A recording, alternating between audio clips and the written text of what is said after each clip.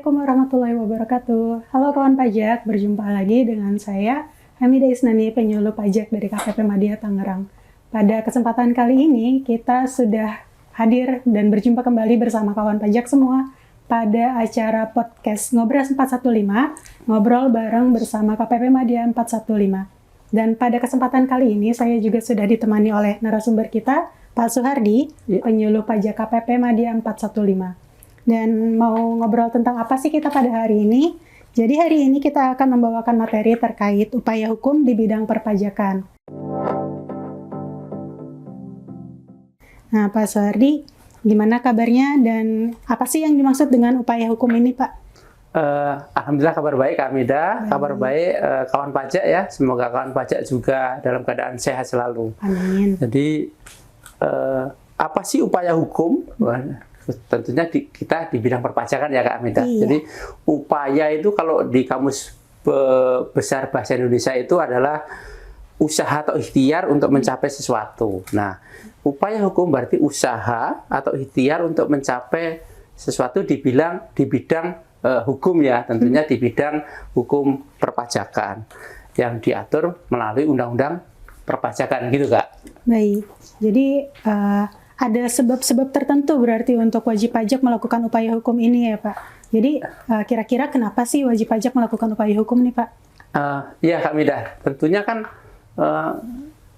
dalam melaksanakan ketentuan undang-undang perpajakan itu antara wajib pajak dan petugas pajak dalam hal ini DJP atau Fiskes kan sering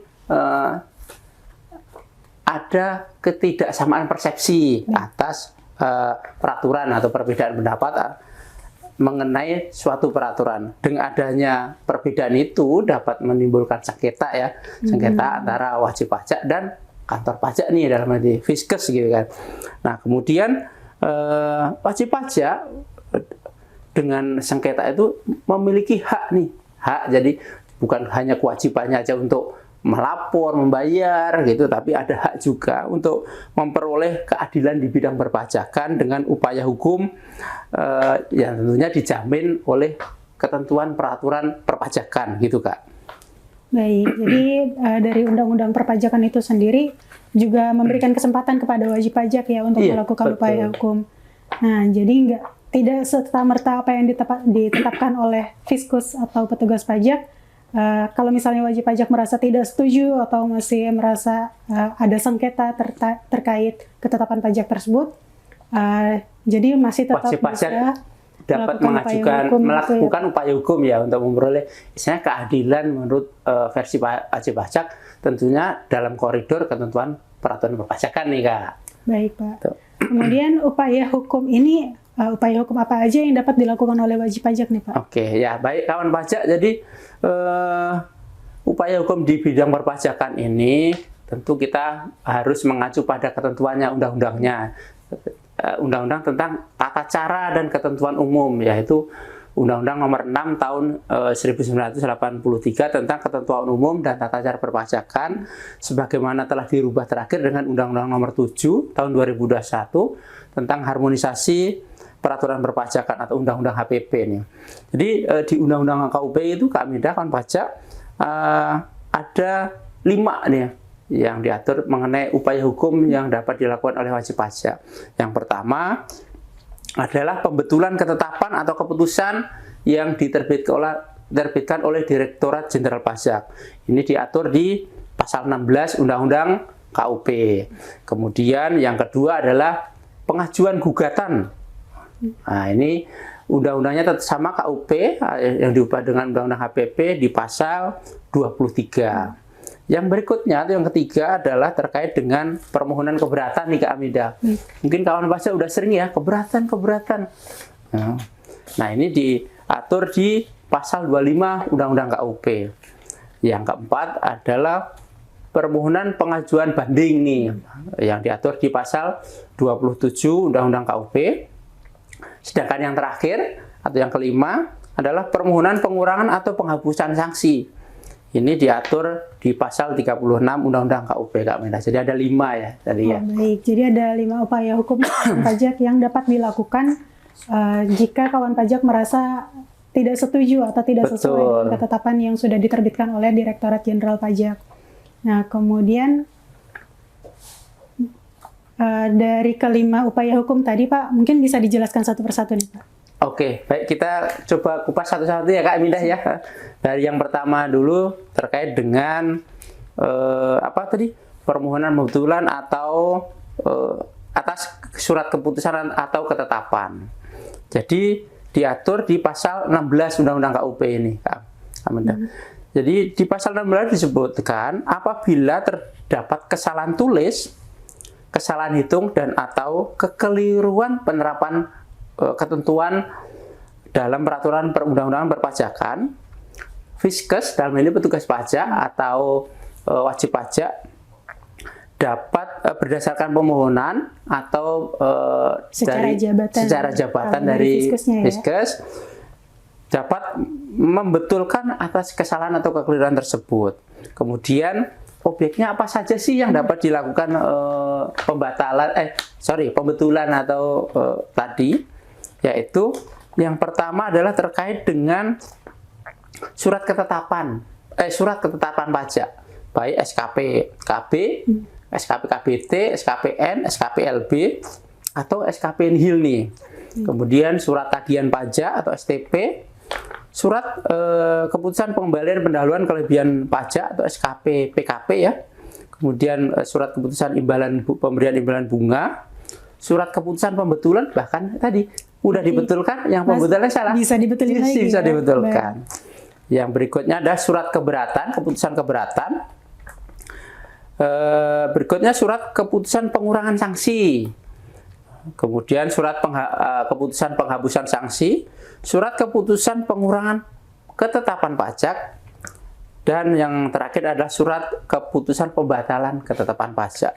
Jadi ternyata ada banyak juga nih ketetapan. Jadi dari macam-macam produk hukum gitu masih bisa diminta pembetulan juga ya, Pak ya? Iya, betul. Oke. Ini dibatasi terkait dengan yang tadi Kak, kesalahan tulis, kesalahan hitung, atau kekeliruan penerapan ketentuan peraturan perundang-undangan. Jadi ada batasannya ya.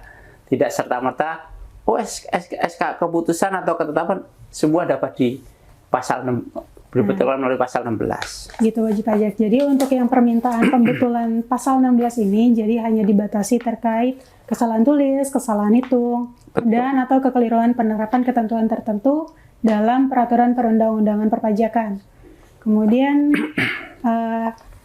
untuk batas waktu pengajuan permohonan pembetulannya nih Pak, mungkin bisa dijelaskan lebih lanjut. Jadi jangka waktunya menurut pasal 16 tadi adalah prosesnya Direktur Jenderal Pajak harus memberikan keputusan paling lama 6 bulan sejak tanggal surat permohonan pembetulan tersebut diterima. Jadi kalau dalam 6 bulan DJP harus menerbitkan surat keputusan nih Kak. Apakah yang tadi pembetulan tadi disetujui atau enggak. Kalau lewat 6 bulan tidak diterbitkan, berarti otomatis dianggap disetujui gitu Kak. Baik. Jadi kalau misalnya dalam 6 bulan tersebut dari DJP tidak menerbitkan keputusan nih, berarti dianggap dikabulkan. Dikabulkan. Ya? Jadi permohonan pembetulannya tadi. Baik, jadi berikutnya nih Pak, gimana dengan pengajuan gugatan? Oke, jadi kan pajak, upaya hukum pengajuan gugatan diatur di pasal 23 Undang-Undang KUP, Ketentuan Umum dan Tata Cara Perpajakan. Jadi gugatan ini diajukan ke Badan Peradilan Perpajakan, yang saat ini adalah Pengadilan Pajak Kak Mida. Terus objek apa aja sih yang dapat diajukan gugatan?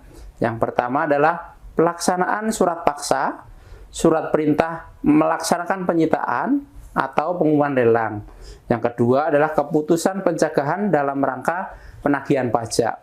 Yang ketiga, keputusan yang berkaitan dengan pelaksanaan keputusan perpajakan selain yang ditetapkan dalam pasal 25 dan pasal 26. Yang keempat adalah penerbitan surat ketetapan pajak atau surat keputusan keberatan yang dalam penerbitannya tidak sesuai dengan prosedur atau tata cara yang telah ditentukan dalam ketentuan peraturan perpajakan gitu Kak. Jadi gugatan ini dapat diajukan oleh wajib pajak atau penanggung pajaknya Kak Mida. Baik, jadi kalau gugatan itu prosesnya di pengadilan gitu ya Pak? Iya, pengadilan pajak kalau sekarang kan. Nah, kemudian untuk pembetulan tadi berarti diterbitkan oleh unit yang salah menerbitkan surat keputusan atau surat tagihan tersebut gitu ya? Iya betul. Jadi dalam pasal 16 itu diproses oleh unit yang minta ketetapan atau keputusannya dibetulkan. Contohnya kalau kawan pajak mendapat surat ketetapan pajak baik KB, LB atau nihil, ternyata ada yang salah, contohnya salah alamat, salah nama gitu kan. Nah, pembetulan dilaksanakan oleh KPP yang menerbitkan surat ketetapan. Oh, baik. Kalau misalnya wajib pajak udah pindah nih Pak, misalnya sebelumnya di KPP pertama, habis itu pindah ke KPP Madya, habis itu baru ketahuan wajib pajak, oh ternyata di sini ada yang salah, mau minta pembetulannya ke KPP mana? Ya jelas ke KPP terakhir di mana dia diadministrasikan Kak Mida. Jadi bukan literally KPP yang menerbitkan gitu ya? Iya betul, karena kan semua administrasinya sudah ikut berpindah nih, tidak ada di KPP lama lagi. KPP lama kan input NPWP nggak akan udah bisa nggak ada datanya ya Pak gitu. Baik. Ya. Kemudian tadi kita sudah membahas terkait dua upaya hukum, yaitu pembetulan serta gugatan. Nah, kemudian ada permohonan keberatan. Kalau untuk permohonan keberatan gimana Pak? Ya baik Kak Mida, kawan pajak mungkin ini yang paling familiar ya kalau di proses dalam proses upaya hukum ini keberatan kalau menurut saya paling populer gitu. Nah, di upaya hukum keberatan ini diatur berdasarkan pasal 25 Undang-Undang KUP Kak Mida. Jadi katanya jelas keberatan berarti wajib pajak atau kawan pajak itu merasa berat untuk menerima penetapan pajak yang dilakukan oleh Fiskes ini, gitu kan. Jadi, oh ini kok gede banget nih surat ketetapan pajaknya, gitu. Jadi merasa berat sehingga kawan pajak yang tadi perbedaan persepsi antara Fiskes dan wajib pajak dapat diajukan surat permohonan keberatan. Kemudian surat keberatan ini diajukan atas SKPKB, surat ketetapan pajak ya, surat ke SKPKB, SKPKBT, SKPLB, dan SKPN atau nihil. Tapi ada satu lagi nih Kak ternyata. Jadi wajib pajak atau kawan pajak itu dapat mengajukan keberatan atas pemotongan atau pemungutan pajak yang dilakukan oleh pihak ketiga. Maksudnya, oh saya harusnya nggak dipotong 4% sih, harusnya 2%. Nah itu bisa keberatan. Atau saya harusnya nggak dipotong. Nah itu bisa mengajukan keberatan juga nih Kak. Itu berarti wajib pajak yang dipotong tadi mengajukan keberatan ke KPP tempatnya terdaftar? Iya betul. Jadi kawan pajak yang akan mengajukan tadi pembetulan, keberatan itu diajukan suratnya ke KPP di mana dia diadministrasikan, sedangkan prosesnya kalau tadi pembetulan itu di unit di mana yang minta dibetulkan itu diproses, kalau keberatan prosesnya tentu bukan di KPP nih Kak, tadi kantor wilayah DJP. Baik, jadi kalau untuk keberatan diprosesnya di Kanwil. Kanwil ya, singkatannya ya. Di kantor wilayah DJP tempat KPP tersebut dibawahi gitu ya. Iya betul. Untuk jangka waktu permohonan keberatan ini dibatasi nggak Pak? Jadi di Undang-Undang KUP juga mengatur tentang kapan sih kawan pajak atau wajib pajak dapat mengajukan keberatan. Itu paling lama 3 bulan. Jadi saat kawan pajak prosesnya pasti biasanya pemeriksaan nih Kak Amida. Pemeriksaan, kemudian berita acara pada pembahasan akhir apakah setuju atau tidak. Nanti dituangkan di SKP-nya. Setujunya berapa. Nanti dari situ kawan pajak baru tanggal SKP 3 bulan ke depan dikasih kesempatan untuk mengajukan proses keberatan ini. Baik. Tapi kalau dalam hal di surat ketetapan pajaknya ternyata dianggap sudah setuju, itu apakah sudah nggak boleh mengajukan keberatan, Pak? Ya, sebenarnya bisa. Tapi selain tadi yang saat pembahasan setuju, tidak setuju, sebenarnya kan pajak masih bisa mengajukan, oh setuju pun bisa. Mungkin setelah proses pembahasan ternyata ketemu nih dokumen pendukungnya yang tadi harusnya nggak dikoreksi atau apa, ketemu. Nah, itu kawan pajak masih bisa mengajukan juga. Baik, jadi kawan pajak apabila kawan pajak merasa tidak menyetujui atau ya tadi seperti yang disampaikan oleh Pak Suhardi, ternyata ada dokumen yang baru ketemu nih, itu kawan pajak dapat mengajukan permohonan keberatan paling lama 3 bulan sejak tanggal diterbitkannya surat ketetapan pajak. Nah, kemudian kalau terkait surat ketetapan tersebut, apakah bisa diajukan gugatan, Pak?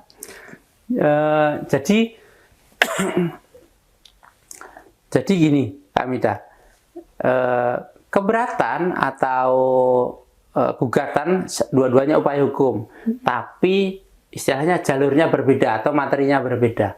Gugatan itu kalau terkait ketetapan adalah prosedurnya, apakah dalam menerbitkan ketetapan atau keputusan itu udah sesuai prosedur, sesuai peraturan perpajakan. Sedangkan kalau keberatan itu terkait dengan materi nih. Nah, jadi prosedurnya udah dilalui dengan benar, kemudian saat proses pemeriksaan terhadap semua dokumen wajib pajak ditetapkan. Nah, atas proses materi pemeriksaannya, nah itu diajukan melalui keberatan. Oh, baik. Kemudian tadi terkait upaya hukum berikutnya ada permohonan banding. Ya. Bisa dijelaskan lebih lanjut nih Pak terkait permohonan banding ini? Oke, ya, Hamidah, kawan pajak.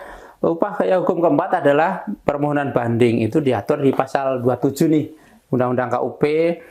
Upaya hukum sebelumnya, di mana WP yang tidak setuju ya, tadi kan, WP atas ketetapan pajak tidak setuju, dapat mengajukan keberatan, diproses di Kanwil. Kemudian ternyata hasil keputusan Kanwil masih belum memuaskan nih untuk wajib pajak atau penanggung pajak. Jadi kawan pajak masih bisa mengajukan upaya berikutnya adalah mengajukan banding ke Badan Peradilan, di mana saat ini adalah pengadilan pajak nih. Jadi prosesnya atas banding ini diajukan langsung oleh kawan pajak atas keputusan keberatan ya Kak, bukan atas SKP-nya, ketetapannya, tapi atas keputusan keberatannya diajukan ke pengadilan pajak. Oh, gitu. Baik, jadi setelah terbit putusan keberatan tidak berhenti di situ ya Pak, masih bisa mengajukan upaya hukum lagi. Habis itu setelah terbit putusan banding, apakah berhenti di situ atau bisa mengajukan lagi nih Pak, misalnya wajib pajak merasa kurang puas atau mungkin dari DJP sendiri menganggap oh ini putusannya sepertinya ada yang mungkin kurang memuaskan juga. Oke, jadi di urutan peradilan perpajakan Indonesia itu paling tinggi sebenarnya kan Mahkamah Agung ya. Mahkamah Agung di bawahnya adalah pengadilan-pengadilan itu. Nah, apabila hasil putusan banding tadi ternyata belum memuaskan, mungkin dari sisi wajib pajak atau dari sisi Fiskes sendiri masih bisa mengajukan upaya hukum berikutnya, yaitu peninjauan kembali ke Mahkamah Agung tentunya, karena peninjauan kembali ranahnya aja di Mahkamah Agung.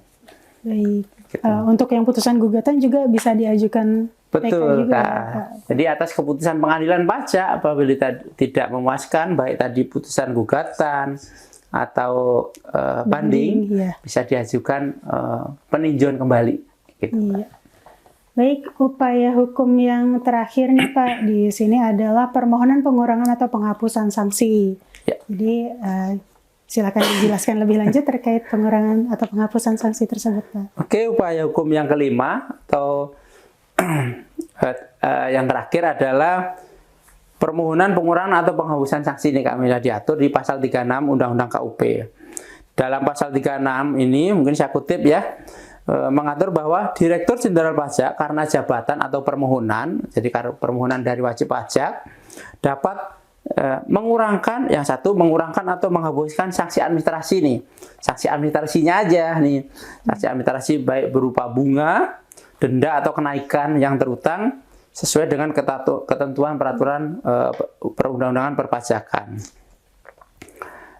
Ini dalam hal sanksi tersebut karena kekhilafan wajib pajak atau karena bukan kesalahannya.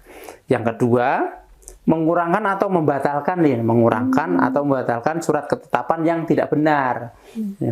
Yang ketiga, mengurangkan atau membatalkan surat tagihan pajak atau STP sebagaimana dimaksud pada pasal 14 yang tidak benar lagi. Yang keempat adalah membatalkan hasil pemeriksaan pajak atau surat ketetapan pajak dari hasil pemeriksaan yang dilaksanakan tanpa, ada syaratnya nih, tidak menyampaikan surat pemberitahuan hasil pemeriksaan atau pembahasan akhir pemeriksaan kepada wajib pajak. Jadi bisa dibatalkan kalau tadi prosedurnya tadi, Kak. Baik. Prosedurnya tadi ternyata terlewati pada saat pemeriksaan. Jadi wajib pajak, kawan pajak ini dapat mengajukan upaya hukum yang sesuai pasal 36 itu ke KPP di mana diadministrasikan, tetapi prosesnya adalah di kantor wilayah DJP gitu. Nah, jadi yang dihapus atau yang dikurangkan adalah sanksinya. Sanksinya, ya, bukan pokoknya. Jadi kalau ada pokok pajak yang kurang dibayar, tetap harus dibayar nih kawan pajak. Nah ya, kalau untuk pasal 36, kalau mau mengajukan pengurangan atau penghapusan sanksi, pokok pajaknya harus dibayar. Baik. Tapi kalau untuk keberatan tadi, yang pasal 25 ya, pasal 25 KUP itu keberatan ya atas pokok pajaknya tentunya, sanksinya akan mengikut seperti itu. Baik Pak, jadi pengajuannya tadi sama seperti keberatan, kawan pajak diajukan ke KPP tempat kawan pajak diadministrasikan, tapi prosesnya akan dilakukan di kantor wilayah DJP. Baik kawan pajak, tadi sudah kita bahas nih terkait upaya hukum yang diatur dalam Undang-Undang KUP. Jadi saya rangkum kembali bahwa di sini kita sudah membahas 5 upaya hukum, yaitu ada permohonan pembetulan surat ketetapan dan atau keputusan DJP yang diatur di pasal 16 Undang-Undang KUP. Kemudian ada pengajuan gugatan yang diatur pada pasal 23 Undang-Undang KUP. Ada permohonan keberatan yang diatur di pasal 25 Undang-Undang KUP. Ada permohonan banding yang diatur di pasal 27 Undang-Undang KUP. Serta permohonan pengurangan atau penghapusan sanksi yang diatur di pasal 36 Undang-Undang KUP. Jadi kalau misalnya ada sengketa perpajakan nih kawan pajak, dapat menempuh upaya hukum yang tadi telah kita bahas. Semoga apa yang tadi telah kita sampaikan dapat menambah pengetahuan kawan pajak sehingga dapat membantu kawan pajak untuk memenuhi dan menjalankan hak serta kewajiban perpajakannya sesuai dengan ketentuan yang berlaku. Dan jangan lupa bagi kawan pajak yang belum menyampaikan SPT tahunan, baik SPT orang pribadi atau SPT badan, segera disampaikan, jangan menunggu teguran dari kantor pajak ya. Dan apabila kawan pajak, khususnya orang pribadi yang belum melakukan pemadanan NIK dan NPWP, ayo kita segera lakukan pemadanan NIK sebelum tanggal 30 Juni 2024. Baik, terima kasih Pak Suhardi. Terima kasih kembali Kak Meda, kawan pajak.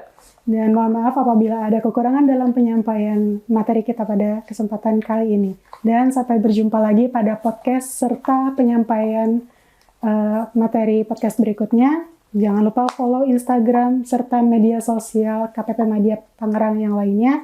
Dan sekali lagi terima kasih. Sampai jumpa kembali pada acara berikutnya. Terima kasih kawan pajak.